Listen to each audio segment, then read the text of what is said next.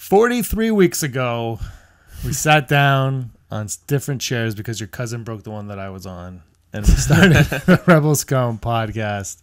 It's been fun. This is our last episode. Oh, what? What? No, Spoilers. I'm just joking. Hi, guys. I'm James. This is Brock. And we're wearing these t-shirts that are going on sale today, Wednesday, the 24th, until Friday, the 20-something. Yeah. The On T Public. T-Public. The link is in the description down below. You can check that out. Also, check out the eye right here and watch other videos on our channel that we recommend. And for listeners, it's T Public, then search Rebel Scum Podcast. Well, yeah, but the link will take you right to our store. Yeah, I know, but I'm saying you're talking about the YouTube links. Oh, right. If you're on iTunes, then go to tpublic.com and check it out. And search. But you're also not watching us. Well, you might be. We're across media platforms. This is the Rebel Scum Podcast. If you did not know, now you know, and your life is better now. I stole that from another YouTube channel. Thank you so much for joining us today on the 40th anniversary showish of Star Wars. The 40th anniversary is, of course, tomorrow, the 25th. Yep. But we decided to do it a day early so that YouTube wouldn't hide our views. But mostly, your schedule is crazy busy right now. Yep. And my schedule is like a it's like when you empty your water bottle and there's nothing in it. Yeah. That's my schedule. So you're saying it's half glass. My schedule is you can't. It's how you look at it. I don't even know what my schedule is. My schedule is drunk. I literally have nothing going on in my life right now except for Star Wars. Actually, no, we have another podcast that we're doing called The Fine Piece. You can look for that on Google Play and iTunes. That's the only place you can find that. It is not on iTunes. Brock stops by when he's not busy working. Yeah, I Skyped in last time, right? Well, everyone Skypes in. It's very casual. We talk about movies. All movies, not just Star Wars, but Star Wars always finds its way in there. But we're not talking about that. We're talking about Rebel Scum Podcast, episode 43. This is a huge week because it is the 40th anniversary of The Wars. Yeah, where George Lucas wrote down in his little journal, and he said, okay, this is the adventure of Luke Starkiller as told by the Journal of the Wills, and then something Mace Windu, something this doesn't make any sense. It's the Force. That's how it all started. And it's exciting right now because details are starting to emerge about the next motion picture that's coming out. Last Jedi. And this is The Last Jedi, yes. Yeah. And so today we're going to be talking about The Last Jedi, about the Star Wars 40th anniversary celebration, because if you did not know, you can check right here. Andrew and myself do a video on it. Brock has not had his say yet on what his memories of Star Wars, so we'll go into that later on. Right. And then something crazy, making Star Wars your favorite, came out and announced something a little while ago, and we're going to talk a little bit about that. But today we will start with, do you think there is a possibility that Emperor Palpatine will find his way in some sense into this new trilogy? Interesting. Maybe not physically.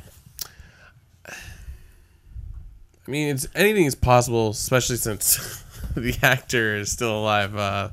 And very much involved in Star Wars. In McDermott. Yeah. McDiarmid. But though, I know Battlefront 2, it looks like he makes a presence in some type of droid that is showing a hologram of him. Which you get that from the Aftermath Emperor's End novel. Right. Yeah. So maybe that's an easy in, right? Like, it's like, hey, look at this old droid. Like, that would be a nice thing. I don't think it's necessary because it's like, I think we have enough villains. You know what I mean? Like, between Kylo, Snoke, and Hux, right? Like, curious. I know we're going to talk about Hux later in this show. He seems like an interesting character. I mean, Domhnall Gleeson is a very good actor, so keeping him would be awesome. But I liked when we got to see a little bit of it, like the back and forth between Kylo. Like, it's similar to Tarkin and Vader in a sense, but Tarkin and Vader had a respect for each other to it. Or like Vader wasn't as... Well, you really got the sense that Vader, on some level, did respect Tarkin. Yeah. Where Kylo Ren and Hux have no... Right. There's no love lost. I would really like to see that played out, but we'll talk about it later. And the thing with Hux, though, is his father is such a crucial part of the Aftermath trilogy that his heritage plays a role in the First Order. So I would like to see how that gets played up, if it gets played up at all. And when you read that, When you read the aftermath trilogy, you really find that the line that Kylo says to Hux about maybe the clone or maybe use a clone army doesn't seem that bad. That actually makes more sense. Yeah, and that I think we're definitely going to hear about him. Is he mentioned in The Force Awakens? Brendel? No, sorry. Sorry. Palpatine. No, just Vader's mask is the only thing you see about from the original trilogy in the terms of the dark side. Right. I mean, they could mention him. I think there's a more likely chance that they'll mention him over you actually seeing him. You know what I mean? Yes. Yeah. I hope they do. I feel like, I think we said this before, they want to move on, but there's certain things they're avoiding, like a lot of the prequel stuff. Yeah. Which I'm gonna jump in here and bring up a point that Josh and I on the Flying Casual show we talked to Pablo Hidalgo. We tweeted at Pablo Hidalgo quite a bit, and he responded every single time he commented. He responded to us, and we talked about the wills and the prequels and all this stuff, and what's canon and what's not. And I said to him, why aren't the prequel books canon? Like, it just doesn't make sense that a movie be canon, but the book's not canon. But but then if you look at it, actually pieces of the book that directly relate to the film are canon, but like the extra stuff, like the additional side notes, are not canon. So everyone knows that George Lucas' initial plan was to have good old Sheevy boy Anakin's actual kind of fight. Like, he created Anakin and Shmi. That was the thing that Lucas was going to go for, and then he nixed it for whatever reason. He nixed it, and I had this thought: what if this is the way that they're going with this? Though, what if they're keeping that around? They're keeping that Sheev actually, or Plagueis, or some dark side user from back actually created Anakin. And the Sith created Anakin as a ploy to trick the Jedi into believing that he was the chosen one that they had the prophecy of. And they did this. And who did they use to grab him? They sent Qui-Gon Jinn, who was Dooku's apprentice, Dooku's Padawan, right? You send him in, and you put all these pieces in place to do it. But now it turns out, and this is someone else commented, and I completely agreed, that if you don't make Anakin the chosen one, you diminish the prequels and the original trilogy in a sense. If you lessen his meaning, right? But this doesn't really lessen it. It makes everything actually stronger in a way, because now it's a giant trick was played, and this part's to do with, maybe this is why the Jedi have to end too. And Rey now can actually be your chosen one, and bringing balance to the Force is actually the gray. That is the first theory that I was like, yeah, I could buy that. It'll never happen in the movies because it's way too much to explain. Like, I was just going to say, we mentioned Plagueis. Plagueis is a very interesting character, but he's only mentioned once, that's why, briefly in the movie. If you do it with the Emperor, Luke could just be like, the Jedi were deceived by a lie. Right. And this is how they were deceived, and you are actually the one. But beside that point, like, it's just like, there's so much to explain. But it kind of, well, you don't have to go into the Qui-Gon Dooku thing. That could be in the book, right?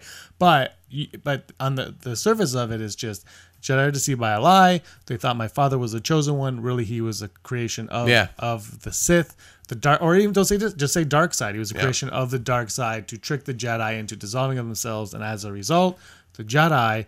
The whole meaning of the Jedi was built to this moment that the Sith actually created on their own. Maybe even the Sith are the ones that created that prophecy. And it goes back even further. Sithy. That might be too much. But then, get this. So then you're like, the Sith created this 10,000 years ago. And you're like, what? And then Disney's like, guess what? Our next trilogy is 10,000 years ago. Yeah. Sith. Jedi. Lightsaber fights galore. I was just going to say, something like that would work in an all Jedi movie. Yeah. I think you could put something that kind of elaborate, and people would, if you could sell them a Jedi movie, they're like, yeah, okay. Like, you could spend like half an hour or a large chunk of the movie just explaining that. Like I said, Star Wars is about two things. Like, oh God, drunkie. The battle between planets or factions in the universe, and then this journey you go on with the Skywalker / Jedis. Yeah, man. But that being said, I'm not naysaying, like, that is a pretty good theory. Like, I'm like, yeah, that kind of makes sense. It won't happen though. Oh God, no. We thought of it. I'm sure that the powers that be have something amazing up their sleeves. if they could figure out a way to put it in the movie and it makes sense, and then they could make myriads of books and comics based all on that. Like, that would be impressive. Then they're in business. Yeah. Not that they're not in business now. No, yeah. Man. We have a story about Mel Brooks later. It's like, Star Wars is crazy. Star Wars is so popular right now. I think this is a way, though, to go right back to the prequels and the original trilogy, tying it in there without actually even needing to go into the prequels themselves in the way that we talk about. So, I mean, it's a way. I mean, and is Rey going to be a daughter of Palpatine or an ancestor of Palpatine in some way? I don't know. That's one thing we're not really... I mean, covering. Look, well, if this happens to be it, then that's not it. So it's, there's a lot of fact. We don't know what it is, and that's what makes it fun to come up with these things while you're looking for a job. Make it sound like you sit at home and you wait. You just got back from like a family trip. I actually, somebody said to me, "Are you bored?" And I was like, I don't know if you met me or not. I'm like, I just can't be. I'm always up. Yeah. I mean, I don't move, but I'm always doing something. I have a great time thinking. I've read a few books too. It's been a lot of work. Days go by really fast. I'm not even like, but that's enough about that. I would like to see.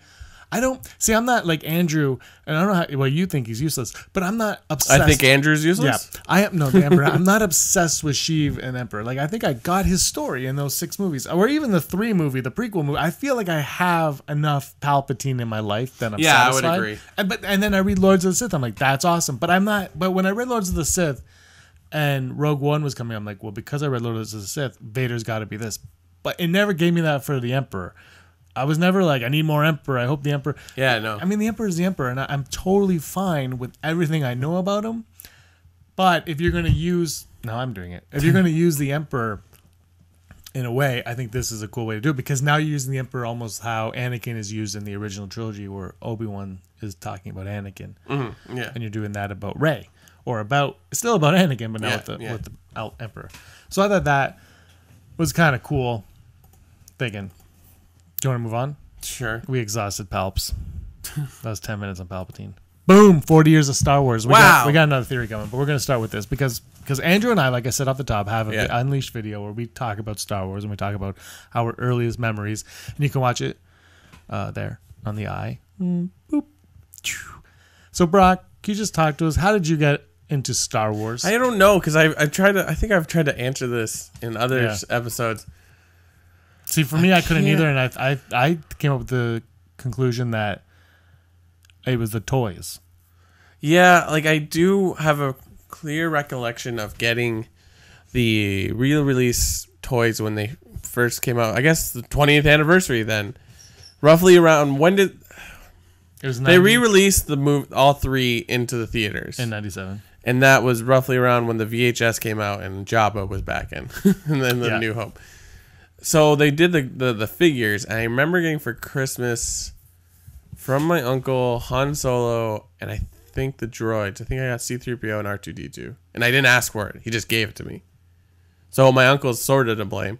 I do. Blame or to thank. I don't know how I remember this, but I think after the fact, I realized when I was in preschool, they had the original Kenner Star Wars things. I don't know why. It was something I figured out years later. I'm like, oh, that was Jabba the Hutt. Like they had them like in our toy area. They were there. I can't remember the first time I watched it. Yeah, me neither. I don't know if my parents showed it to me. Probably. I really can't remember. I should have asked my dad. He would have remembered. But he would probably say the same thing. Like, I don't know. I don't know where you got that. I didn't show it to you. We were watching old black and white films. I think it was the re-release in theaters that got me super psyched about it. Because I do remember in the 7th grade, like, no one cared about those movies. Except for, like, one guy knew what Star Wars was. There was a weird lull where no one cared about Star Wars. No one, like, we were too young to understand. I'm sure there were kids in that age group of the 5 years of when I was in the 7th grade that would have known, but it wasn't popular yet. Yeah. Like, the cartoons were, like, long. I know I watched the Ewoks cartoon and probably Droids at one point, but again, when you're a kid, you just watch whatever's on, right? I was very cognizant. I went to Ewoks on Ice escapades, which I like to brag about. Yeah. I really think that was the peak of my. I love that. That was so much fun going to that. Yeah. They don't do stuff like that anymore. It's all Disney on Ice, which I mean, Star Wars could appear. Yeah. But I think they take it too seriously. Back then, George Lucas was like, "Hey, let's make a buck." Yeah. Here's the Ewoks cartoon. Here's the Droids cartoon. Canon didn't exist back then. You didn't have to worry about disconnecting to that. You just had fun, and I don't see the problem in doing any of that. They do that with Lego. They have the Lego Freemaker Adventures. I think I don't watch that. Right. I don't even know we can, but I don't watch that. But people love that, and I don't know if it's canon or not. But people really really enjoy it, and it's funny. Like the Lego stuff's funny. Lego knows. Yeah, it is. But I remember getting hooked quickly, like to the point that it was roughly, I think, right at the time, like I really got into reading as a kid.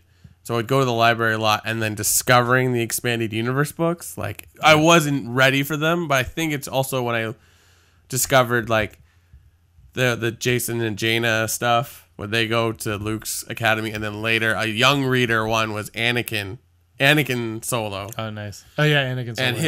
And it was the same thing. They worked kind of together. One was young adult, one was like young readers, and it was so funny because it was like his friend was like a female Tusken Raider.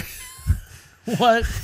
She didn't wear the getup, so you got to see like she's just like this little blonde girl, but she's like, I dress up in the Tusken Raider, and they're on Yavin 4. That's where the base is, and she doesn't wear shoes ever because there's no sand. It's not hot, and the coolness of the stone on her feet was like a luxury. I remember like being so sold on that, and just like wow. My dad worked at a paper mill for used paper, so they used to get books that people threw out or donated or bookstores got rid of or whatever. Right. And he used to come home, which is piles and piles of books. And I got all these Star Wars books out of there. I also read Tim Allen, Don't Stand Too Close to a Naked Man in that pile. Is that why you have a copy of Lost World without a cover? I have a copy. Yes, that's why. They all had no cover on it because you had to rip the cover off, I guess, so you can't resell them. And then I had Paul Reiser, a couple.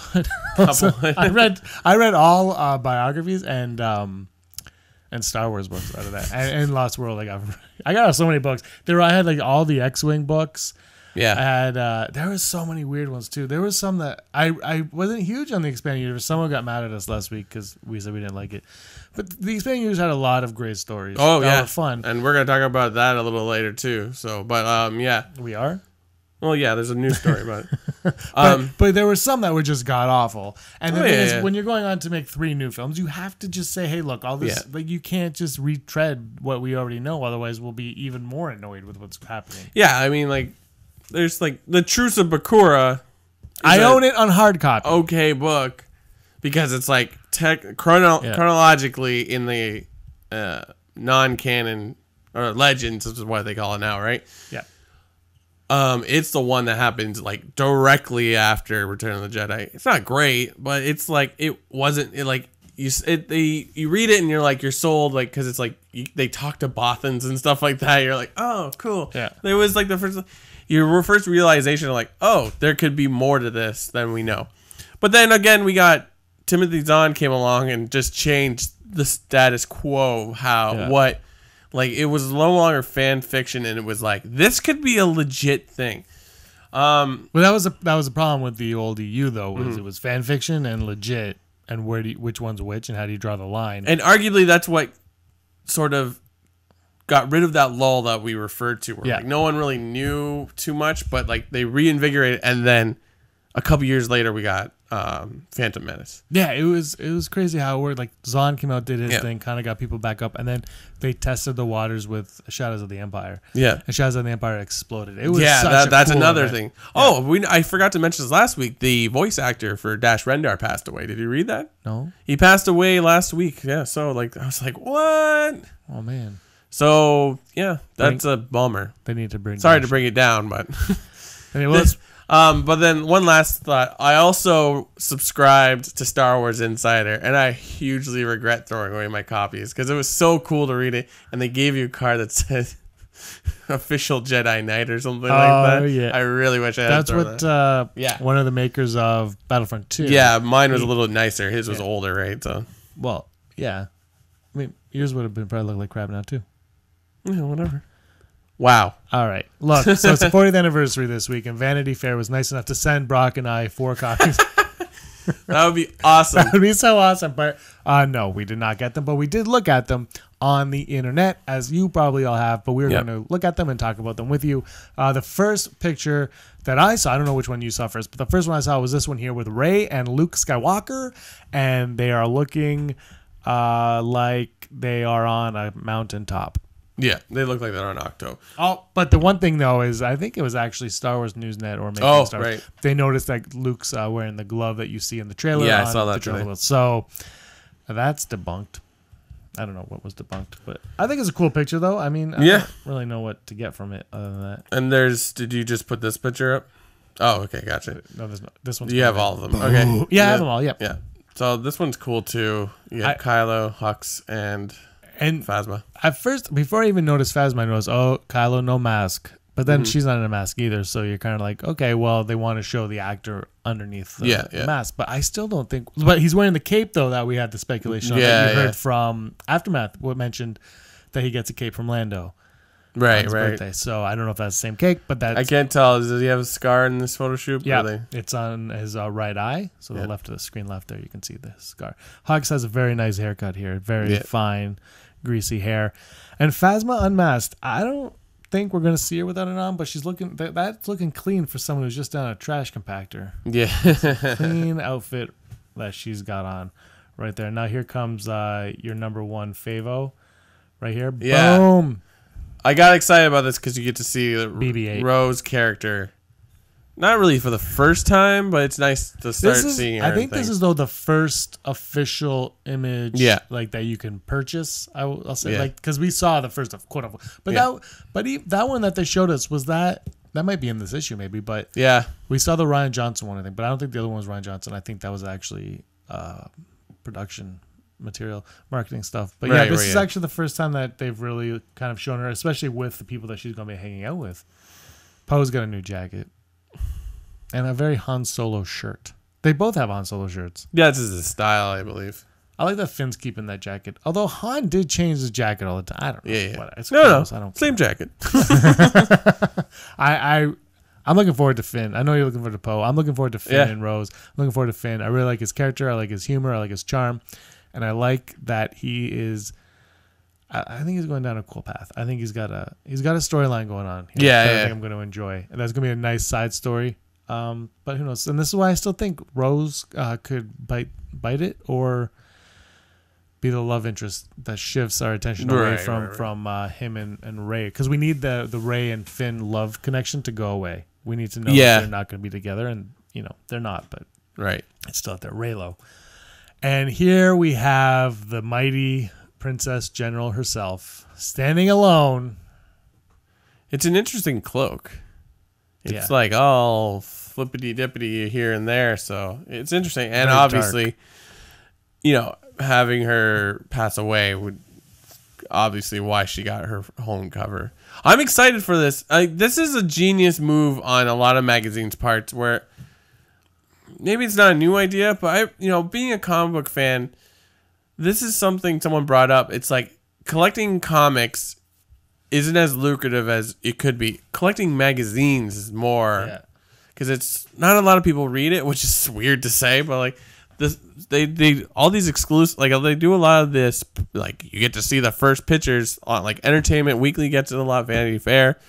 I'm a big fan of the sort of a side Akbar. I'm a big fan of the GQ comedy issue which just came out. And it's just legit. It's the same magazine, but they focus on comedians, but then they put them in like nice suits and stuff like this. So like I will go and buy, I don't know if I'll buy all 4 covers. I mean, I'm excited about these covers, and then we're not even seeing what's going to be inside the book, inside the magazine. Yeah. So we might see some really cool stuff. Sometimes there's nothing. when they did this for Force Awakens, was it Vanity Fair as well, where it's the pictures of Kylo in the snow and all that? Yeah. And then them in the cockpit of the Millennium Falcon. That was Vanity Fair. I wish I got a copy of that. Yeah, me too. But I couldn't actually find. I didn't look for it right away. That was my. You forget about these things because who reads magazines? I can't read. That's a harsh thing to say. But you know what? Yeah, but you notice she's wearing a dark. outfit here. And when we first meet her in A New Hope, she's wearing all white. So this is something George Lucas was very cognizant of, was the light and the dark being used for the good and the bad. And then obviously he used black on Luke to trick us. Mm-hmm. Maybe I'm reading too much into it, but she's wearing dark. True, She's but like not going dark. She is. It's unique. I would like Leia. to know about it because it's like Force Awakens. She's in like a general garb, like she's in. Well, even the scenes that they showed us in the trailer and in the behind the scenes things, she never looks like she does in the Force Awakens. Like she looks like she's going to be really cool looking. Yeah. All right, so those are those. They're really cool. Let's move on to Luke wants Snoke. We got to talk about Snoke. Everyone wants to hear about Snoke. We got to talk about Snoke. You know what? Snoke stands for a snail no one kind of eats. That's what it stands. No, but making Star Wars. Imagine Snoke was an anagram for something, or somebody. What is it? Not an anagram. People do think it is an algorithm or an anagram. For an algorithm. It's an algorithm. And if you look at the code, I'd imagine if it was though. Luke has a compass. That's confirmed. We're not going to talk about that too much. Because I think it's just something that he's going to use as a tool, but maybe not. We'll look at the comments and find out what you think on that. But Luke, so this is what a source tells Making Star Wars. Shout out to Making Star Wars, as always. So a source says that Luke is going for Snoke and Rey is going for Kylo. Mm-hmm. And they say that they don't know if they're going to have a showdown in The Last Jedi, and they are speculating, well, I think we would speculate as well, that they're setting up the Luke Snoke for episode 9.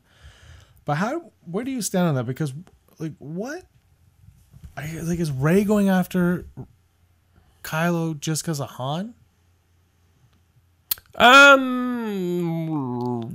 would say no, but what, like when you read that and you look at The Force Awakens and you just take everything at face value, you would say, well, she doesn't. How much angst does she have towards Kylo Ren? She saw the guy for 14 seconds. They had a duel too. They had a duel, but you know what I mean? Like I don't see a motive yet. I mean, we could easily, you killed Han Solo, like you met him for a day. Yeah, like. But that's the only thing. That's the only thing I can see really forcing it is that. But I think it also doesn't say that. Like maybe they're not. Maybe she's going after Kylo for something else. Yeah, I mean, there's got to be some development of some sort. I mean, Kylo could be her antagonist because she bested him and he has an ego. Like, and it's like, oh, blah, blah, blah. But. And there's also the rumor that the Knights of Ren get to Acto though, so like this whole thing is strange. Like, I'm not sure where this movie's going. Every time I read something, I'm like, this seems like Transformers 5. I like just don't know what's happening. I mean, you could say it's like it's a master versus apprentice, or master apprentice versus apprentice. But like we've been told that like sometimes it's not good to meet your heroes. So her meeting Luke isn't going to be as cool as we hope it would be. Yeah, how we haven't really talked about that too much. How did you take that line when she said that? Did you think that she was saying like sometimes you meet your heroes and he's like, I'm not gonna train you? Or do you think maybe you think that? Isn't that too obvious and cliche? I mean, that's what Kathleen Kennedy said, right? I think it's no, Daisy Ridley said it. Oh yeah, that's right. Sorry, Daisy Ridley. Horse's mouth. I think it's a clear point to say, hey, this is not going to be Empire Strikes Back. I know you think Force Awakens is just a new hope, but we're going to go in a different direction, which I think is valid. And I said it before, we need a new status quo because we can't make the same movie again. I mean, you could. Fast and Furious keeps doing it, but like... No, Fast and Furious 1 ups it, though. But it's also a different... that's completely different. You can't even... It's apples and oranges. It's apples and Skittles. You can't compare them. But... what? I think... Like, there's got to be something that's... Like, Luke has changed in some way because he goes off and just leaves people.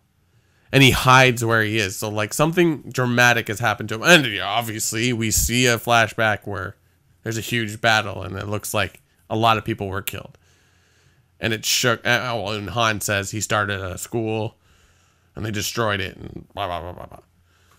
But we don't know. So, like, where was I going with this? So, Yeah, like his reluctance to train could easily just like that alone. That he tried to create a Jedi Academy or Jedi, whatever you want to call it, and it failed. And that alone could shake. It doesn't have to be like, oh, it turns out the Jedi aren't as great as they say. It probably is. I mean, we get the sense it is, but that alone could be like, oh, I don't want to train you. Yeah. He's like, I don't know what to compare it to. I think he doesn't mind training. Someone brought this up too. That was a good point. And I think it was on the vote of confidence that we had, and they said, does Rey even want to be a Jedi? Like, why does she even think she wants to be a Jedi? Like, why do we assume she's going there to be like, train me? Right. So maybe he's like, look, you need to learn how to use the Force, and she's like, not my business. And then he's like, look at this, touch this, and then she has one of those crazy Force visions. Yeah, and he's like, look, I will train you, but not to be a Jedi, because I only know one truth. It's time for the Jedi to end. You need to learn Benduism. Whatever. Yeah, it's a good point. I mean, we could get another trailer, and it could totally change how we think. The next trailer is Luke's like, I only know one truth. It's time for the Jedi to rise. You're like, what is happening? I only know one truth. Taco Tuesdays. Taco Tuesdays. Have you ever had a taco? Yeah. Not you. Oh, Rey. That was like, that's a half-quarter portion. Tacos. I actually watched Force Awakens this weekend because I'm like, I really need to watch these movies again. And I laughed so hard when she was like 60 portions, and she's like, oh. That's that look that she gave in that very first trailer when we're like, what you looking up at? And it ends up just being portions. So they put these things in the trailer, and you're like, this shot of Kylo with his lightsaber, that could just be him training with Snoke for all we know. Like, it might not even have any relevance to anything other than he's just picking up his lightsaber and being like, I'm going to do this to you. Scargate. Uh-oh. Do they not have technology that could heal a scar almost perfectly? Well, Finn gets slaughtered in the back and can't walk and is just breathing, and he's going to come back stronger than ever. Yeah, so, exactly. Yeah, you would think they would. They heal. I mean, Luke has a fake hand, but maybe he wants it because he's the evil magician. He heals the scar. No. But then he goes super emo, and while he's listening to the Smiths, he scars himself, and that's why it's moved. I think when I was on the Nerdy News Hour, Josh said, what if he got healed and that's a new scar or something? Yeah. It's like this whole thing. But then Ryan Johnson... Because he was listening to Morrissey. Exactly. But Ryan Johnson came out and he goes, no, it looked bad. I moved it. Move on. And it's like, I just, you know what? The scar it's in a bad spot in The Force Awakens. Yeah. It is in a dumb spot. Never put The Lion King taught us you don't put a scar there. Yeah. Anakin taught us don't put a scar. Do not put a scar there. Put a scar across the eye. It looks more bad butt that way. I didn't say ass. I said butt. And then I moved on. So Snoke versus Luke, episode 9 finale, yes or no? If he's going to go after him? I think so. I mean, I think I said in the past, I feel like there's going to be a showdown between the two and Kylo and Rey. Sorry to interject there. Do you think, though, that this post-Lord of the Rings era that we're in, because a Lord of the Rings, they took and they're like, it's going to end with a giant epic battle, even if it's not necessarily in the book. And then Narnia was like, it's going to end with a giant epic battle, even though it's not necessarily in the book. And then The Hobbit, we're going to make 3 movies of epic battles, even though the book is 10 pages. Is there the possibility that episode 9 ends in this giant, Peter Jackson-ish battle where the Resistance and the First Order are clashing like maniacs, and then you have Snoke and Luke going at it, and then Rey and Kylo are doing what their thing, and then you have Finn and like Hux or whatever, and Poe and or you know what I mean, and they but just like a giant epic battle to end the whole saga in that way. I would think so. I think because we never had that in Star Wars. I mean, what movie about a war don't you have some crazy battle, even if it's not the final battle, like even like realistic. Empire Strikes Back.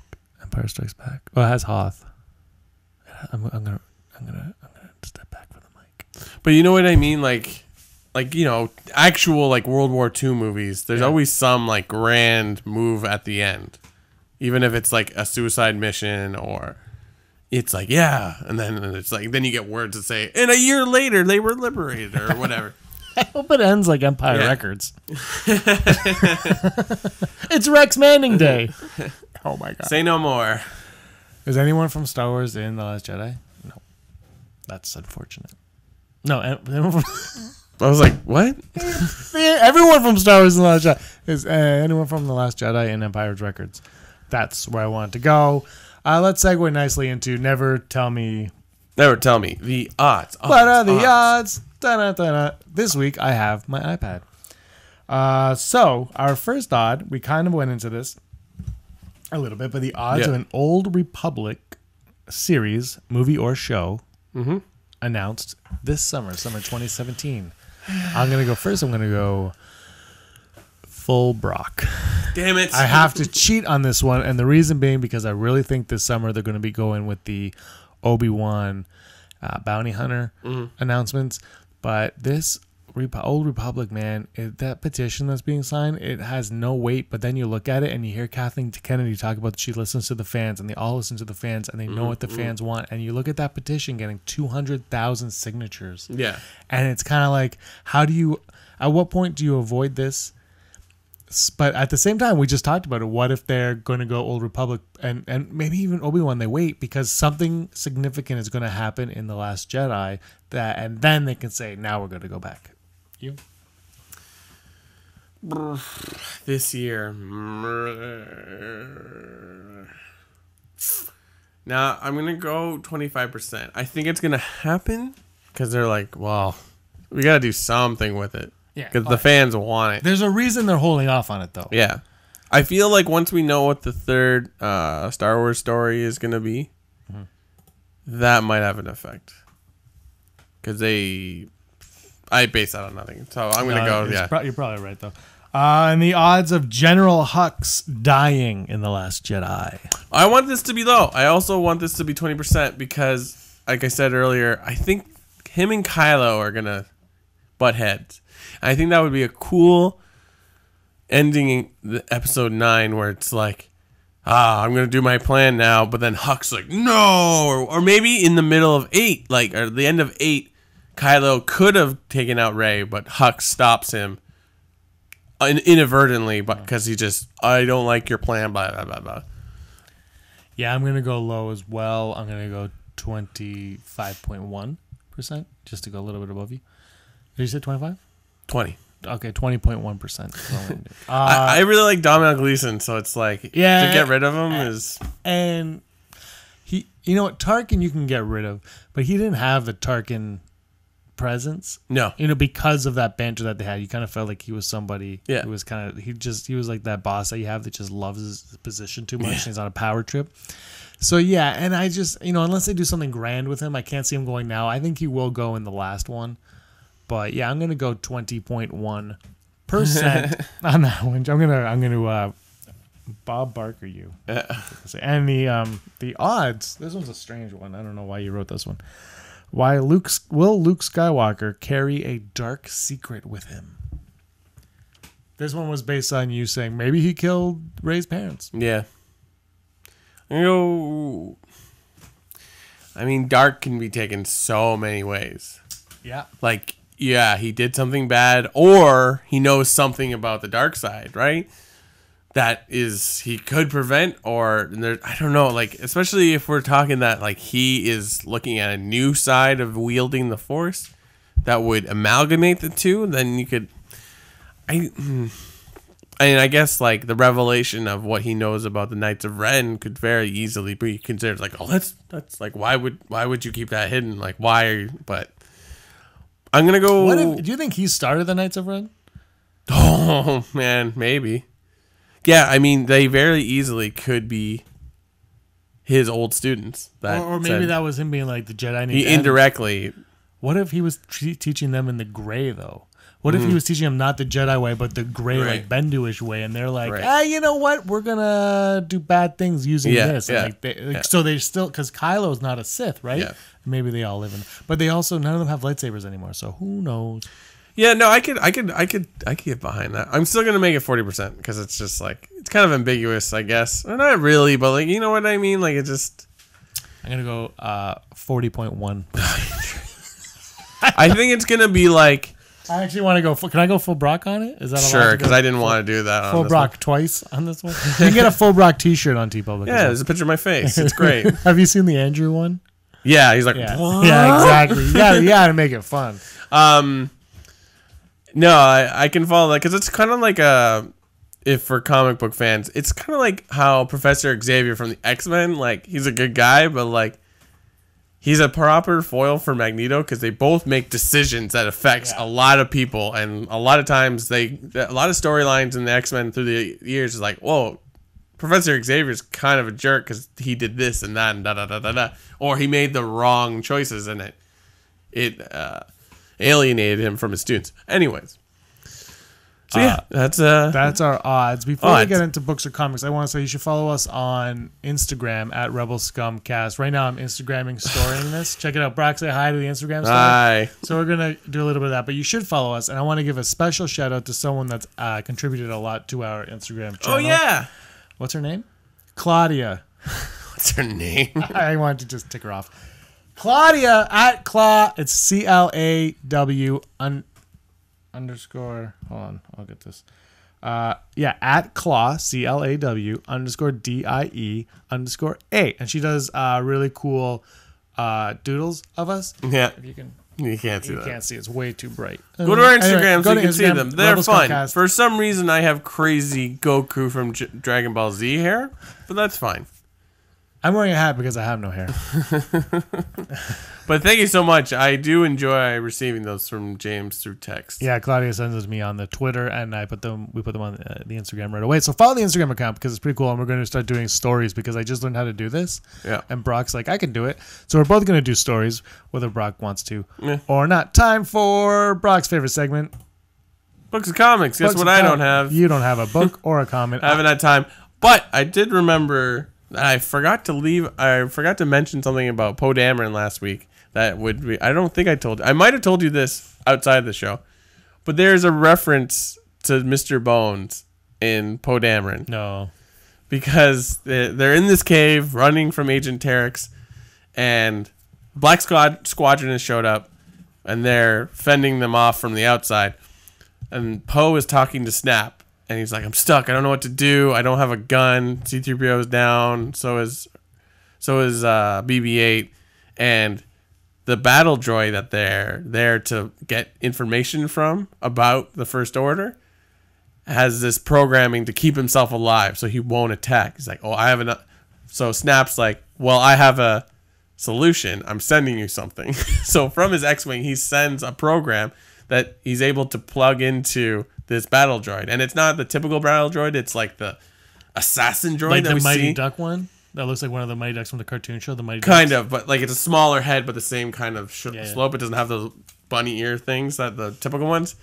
And it's literally a program of Mr. Bones in like a USB stick, but it's not my God.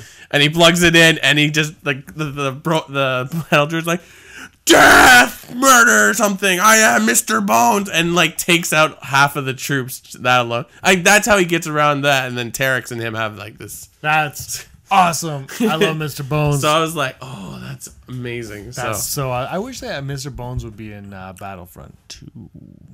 Yeah, why not? Like all the other. I don't know. Well, nobody would know it. Like you have to read the books to know. So I'm going to talk about Rebel Rising very briefly because we're going kind of long on the early topics. But Rebel Rising is a book about Jyn Erso and Saw Gerrera. And if you like Rogue One, and you liked Catalyst, and you liked the Rogue One novelization, or just the movie, I would highly recommend checking out Rebel Rising. It is a young adult novel, but as I said a couple weeks ago with the Guardians of the Wills book, this is another one worth reading. I got the ebook and I read it. It is a fast read. It's a quick read, but it's a very, very enjoyable read.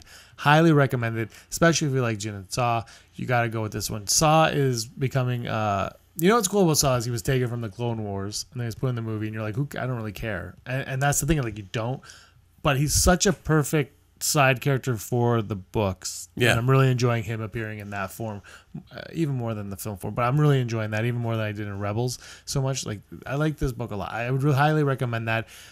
If I chose between Guardians of the Wills or Rebel Rising, Guardians of the Wills, for me personally, is the one that I would probably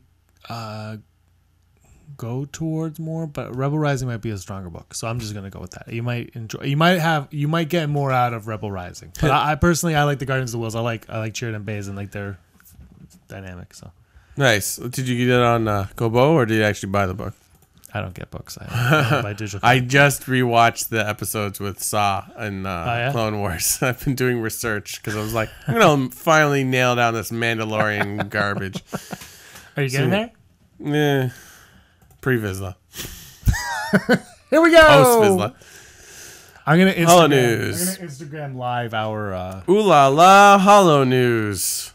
All right, so there are many stories about Star Wars, but these are the ones we picked for this week. First story is Spaceballs 2. In 2015, Mel Brooks made a comment that's like, we'll make Spaceballs 2 and it'll be called The Search for More Money or The Grab for More Cash.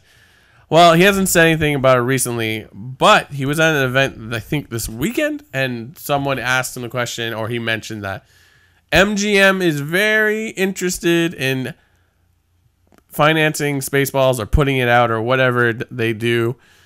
Because, like, look at 2015, that's 2 years ago. Look at the success of Star Wars so far.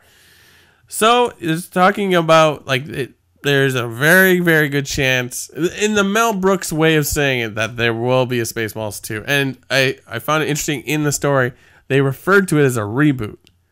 So I'm curious what that would mean, like, if they would just redo all the characters or it would be a repetition.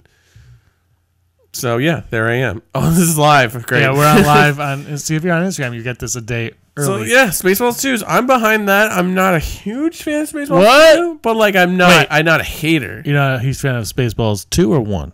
Sorry, the first Spaceballs. How can you not be a huge fan of Spaceballs? Oh, I don't hate it. I just don't, like, it's not my go-to. I would rather watch The Last Starfighter. I can't argue The Last Starfighter, but I can. No, let me back out. I'd rather watch Flight of the Navigator than Spaceballs. But Spaceballs is awesome. I think you're on. Oh, yeah. I mean, I'm not. It's Mel Brooks, but like, you know, I don't get super hyped about it. All right, before we break up this podcast and never do another one again. Timothy Zahn. So this story, I don't know why you sent it to me because it really doesn't relay any new information. It's a good article, though. If you want a good read about Timothy Zahn, as we mentioned prior, who was the creator of a lot of really cool extended universe characters, wrote Heir to the Empire, and I believe he wrote about a dozen Star Wars books. Because when I started reading these, his name came up quite a lot. Like, I think it was like Kevin J. Anderson and him were like the two writers at the forefront. But Christopher Borelli over at the Chicago Tribune, I think, went to both C2E2 where he was there and Celebration. Just got an idea, just sort of followed Timothy Zahn around and just talked to him. But he met a lot of fans that stood in line. Apparently at C2E2 there was a lineup for 5 hours to get Timothy Zahn to autograph, and he's huge into like giving the fans what they want. So like he apparently sat there for hours just signing. And it's an interesting article because it talks about, like we said, like Star Wars wasn't big at the time, but like he was one of the people at the forefront to like, hey, we could make this a cool story. We could find out where these characters end up. And it's interesting because it says like he had no clue that they were going to make action figures of his characters like Thrawn, Mara Jade. And he didn't make any money on it because like in the article says like when you write a book for this, you have no control over what you've created. You get paid, but you don't have creator control. I mean, I think it's gotten better over the years. I know it said that he got to see, or Dave Filoni contacted him to talk about Thrawn when they put Thrawn into the Rebels, and he got to see a lot of the first footage before anyone else. So if you're a big fan of Timothy Zahn, or you just want to learn about Timothy Zahn, check this article out. It's how I think the title, just search Timothy Zahn, but I think the title was like how Timothy Zahn saved the universe according to fans.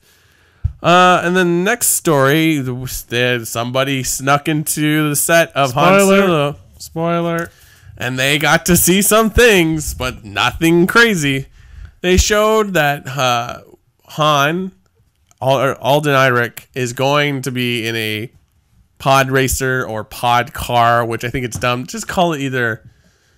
What is Luke's thing called? Why am I blanking? Land speeder or pod racer? Like pod car? Come on.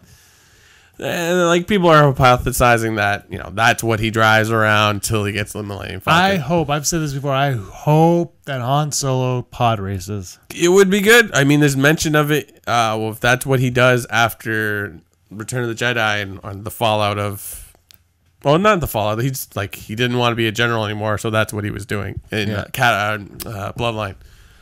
So cool. I mean, if you don't want to ruin it, don't watch it. It doesn't really reveal anything. It's just literally them moving around a set piece. So. You know what I don't like though is I don't like that somebody's sneaking around taking these pictures. Yeah, like and you know what? I went on Instagram and I actually followed some accounts because people are just posting pictures. They're like, look at this person snuck in. And I'm like, you know what? Don't sneak. I want when Lucasfilm is ready for me to see these pictures, I will look at the pictures. For now, I'm fine with just this mystery. And none of them are like super revealing. Well, it's clickbait. For sure. They want you to click it. They're like, oh, what? He's in a pod racer? I got to click on it. Here's a black and white photo of stormtroopers standing around. Like, yeah. When Lucasfilm and Disney are like, here is the, and I think it might be D23, but they're going to be like, here it is. And I'll be like, this is what I want to see. Exactly. This is what I don't need to see, Alden Ehrenreich with long hair hiding underneath an umbrella with the makeup guy pushing him. One interesting thing in the article said that then this person is going to be this person, this person, and then the rest of the cast are this because they haven't revealed who they are yet. Mm-hmm. And the last person they mentioned was Michael K. Richards, the guy that played Omar on The Wire. And I'm like, oh, is he officially on the cast now? Yeah, he's okay. I did not know that. That's very cool. Moving along, comics. I did not bring comics, but I have a lot of comics news. This literally dropped when we were recording. Last week's episode. I wonder what's dropping right now. Yeah, that's something. What I'm curious about. It's late at night, so maybe nothing. Well, no, this is 11 o'clock in the morning. What were you trying to get? It's a Mace Windu comic's going to come out, I believe, in June. It's a 5-issue miniseries, and it's going to take place between Clone Wars, Attack of the Clones and Revenge of the Sith, where he and a group of Jedi set out and do some kind of mission and blah, blah, blah. So it's going to be probably very similar to Clone Wars, the show, but now we're going to see a Mace Windu-driven story, which hasn't really occurred. Like, he wasn't hugely... he was in the show, but he wasn't, like... So that maybe we'll learn a lot more about the character. I'm really excited for this. That picture alone gets me excited because I love battle droids and I love Mace Windu. And I think it comes out in August, though. Is it August? Vader is June, or did Vader drop yet? Vader's June, I think. I don't know. I think so. These comics. It's a 5-issue, so it'll be. So nothing will happen in the summer, be done by the winter. Nothing will happen in the third one, like the Darth Maul. But maybe this next one came out in June. I really should have written this down. But there's going to be so a 40-page one-shot about Cassian and K2SO and how they meet for the first time. So it's an oversized comic and just a one shot that the stories contained into the one. So that should be interesting because I would really like to know how they got K2SO and just like how do you convince a guy to like basically be partners with an Imperial droid? But Cassian Andor is an interesting character. And that's Holo News. Live from Coruscant. That was the Holo News. That was pretty exciting. Like I said, follow us on Twitter at Rebel Scum Cast. Follow us on Instagram, Rebel Scum Podcast. Follow us on Facebook, Rebel Scum Podcast on Facebook. Follow Brock, BF Smink, and me, Pet Safina. We'll do that at the end of the show. Yeah. Now comes, because it's the 40th anniversary of the wars, we're going to talk about fanboys. I love fanboys. That's enough of that conversation. Now it's time for Top 5. Fanboys. Top 5 fanboys. What was that about? You don't remember Fanboys? What? The movie? Oh, yeah. I love Fanboys. I thought you meant just like the group in general. No. The movie Fanboys I absolutely love. I finally got it on. Really good. I have it on iTunes. It's not available on Google Play yet, but I gave you my copy of the DVD. Yeah, but then I got the digital copy and I watched it on a plane. You probably spent the most money on that movie. No, because I bought the Blu-ray for $5 and I bought the digital copy for $3, and then you gave it to me for free. So I spent $8 on Fanboys, and I would spend more because I love it. Mm-hmm. Fight me on that. I love Fanboys. It is a good movie. Yeah, it's phenomenal. But today's top 5, because it's the 40th anniversary of Star Wars. Top 5 this Thursday, May 25th, which is also my sister's birthday. Stacy. Happy birthday, Stacy. Top 5 scenes/sequences from Star Wars. The first Star Wars, A New Hope. Before it was called A New Hope. Star Wars. Dun-dun-dun-dun. James, I wrote them down. I know, that's impressive. Okay, here's the thing. So I was like, this is a genius idea. Let's do top 5 Star New Hope moments. Blah, blah, blah. And then I was like, no, I can't. The whole movie. So that's my list. Because I was like, oh crap, I haven't mentioned this one. I saw your list briefly. I tried to sneak a peek. Yeah. And I was like, oh man, I don't have that or that or that. And I'm like, but I love them all. Yeah. I love them all. So before you get mad at us, we love the whole movie as a whole. We like Star Wars. Look at the toys this 32-year-old man owns, and some of these are James's as well, because his wife won't let them keep. I have more in my car and more in bags that say "going to Brock" on the bag. It's true, but she condones it. She knows. Side Akbar, did you notice that Dwayne has the same Boba Fett shirt? That's because the Boba Fett. Hi, Dwayne. It's very much on sale. That's cool though. It's amazing. We gotta. Did I bring it? No, it's not. We gotta take it out of the box and put it. If you like Boba Fett and you like Stormtroopers, head over to the Disney store near you. Yeah, it's really cool. Yeah, I think it's like $6. So if you're in America, it's probably nothing. It's probably free. But it was regular like $37. Yeah, it came out on Force Friday in 2016, and I was really excited for it. Yeah, because they also came with the Elite figure Boba Fett prototype. Yeah, and then they sold out at the one I was at, and I was like, oh man. And then they're like, we have this Stormtrooper helmet, and I was like, how much is it? It's like $40. I said, no, I can't do that. But then it was on sale for like $6, so I said, give me 2. All right, top 5. New Hope sequences or scenes. What's your number 5? My number 5 is a fun one. It's also the most confusing thing about this movie, the Dianoga trash compactor scene. Because we're in the Death Star, probably the biggest industrial mechanical wonder in the galaxy, and they have a animal in their trash compactor, which makes no sense because it's a compactor. Well, so no, compact. because maybe it's like what are those bugs called? Those ones that form on the like larvae. Oh yeah. What are they called? The maggots.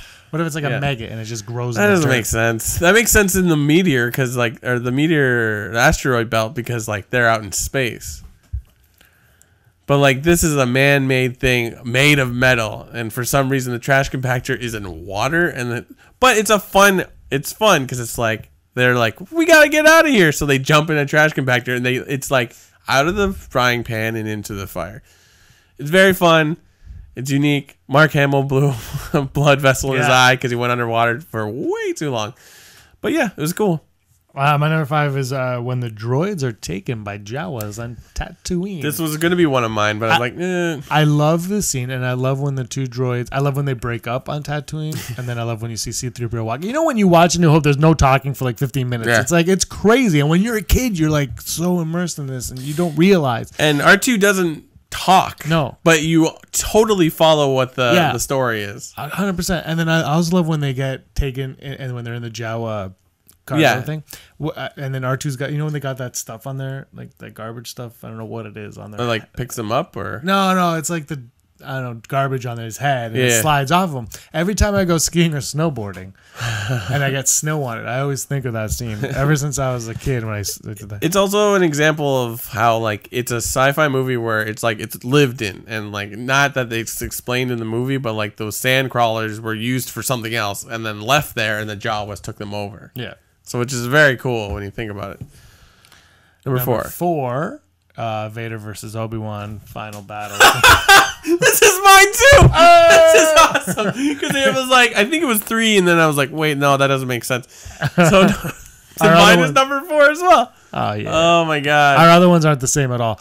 But yeah, that's definitely number 5. I mean, it's it's not the most exciting lightsaber fight because we had the prequels and they're very exciting, even though they're choreographed. Well, they're cool, man. Hey, it's like it is literally the first lightsaber battle, and then the way Obi-Wan lets himself get killed, and the whole emotion of that scene that's led up to it, because I have not had a feeling like this since. And then he walks away. It's just everything about that moment is awesome. Yeah, and it's a moment where you get to see Luke finally finding some meaning in his life, and then it's just taken away, and you're like, what? And that alone is like, well, this is why you don't like Darth Vader.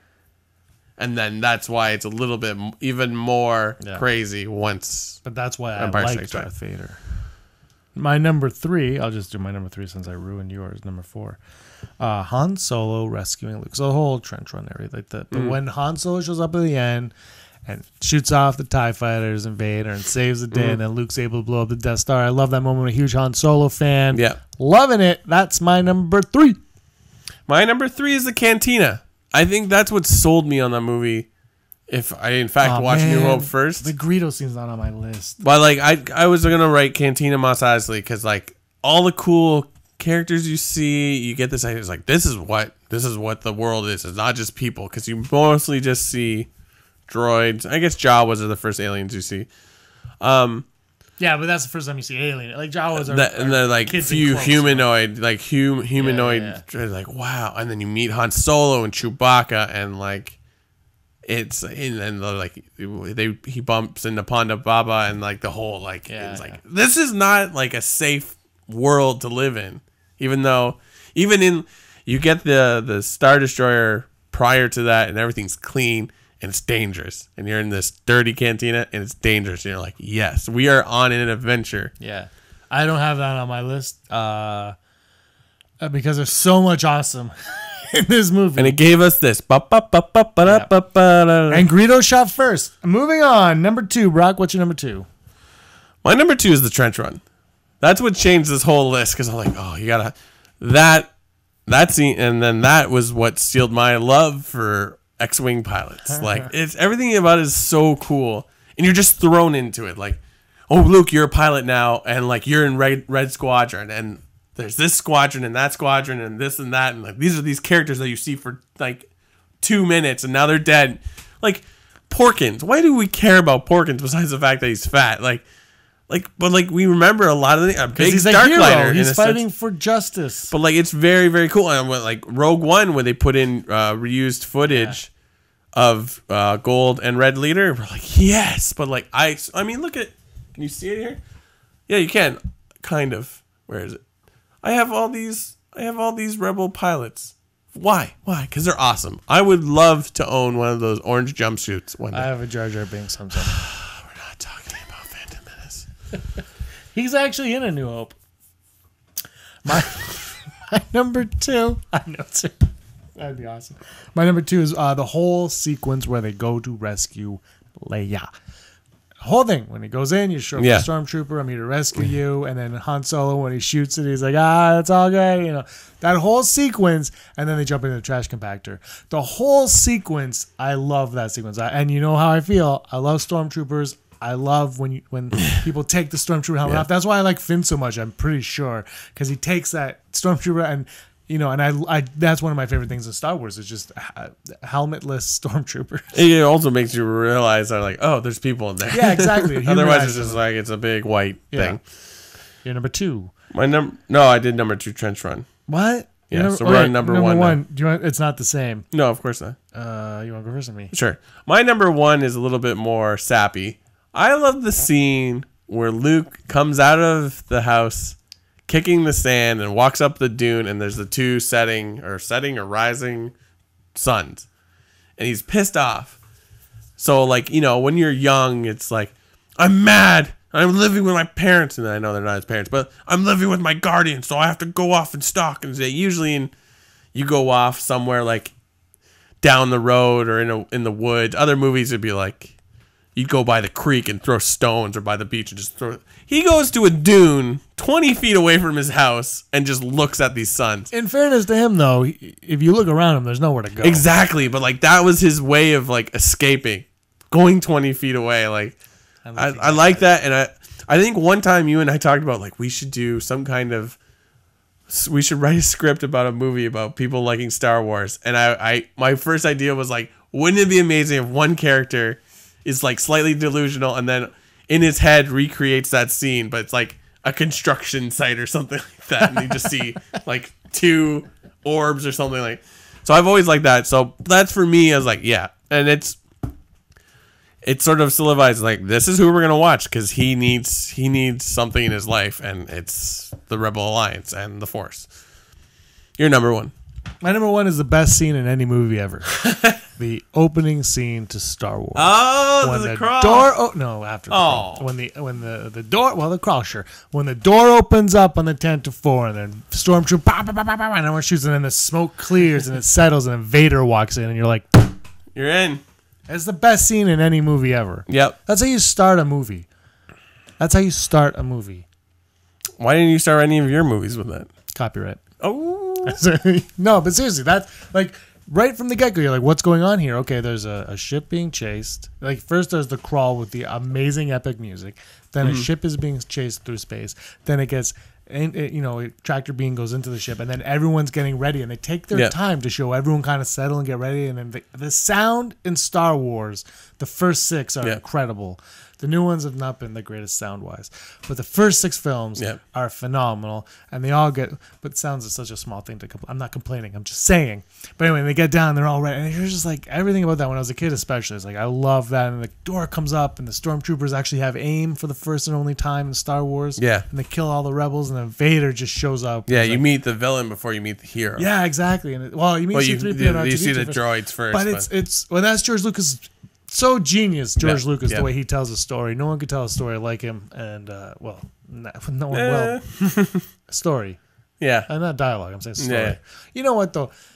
We said this talking about Andrew, how Rian Johnson is the perfect fit to fill this out because George Lucas went into Star Wars after American Graffiti.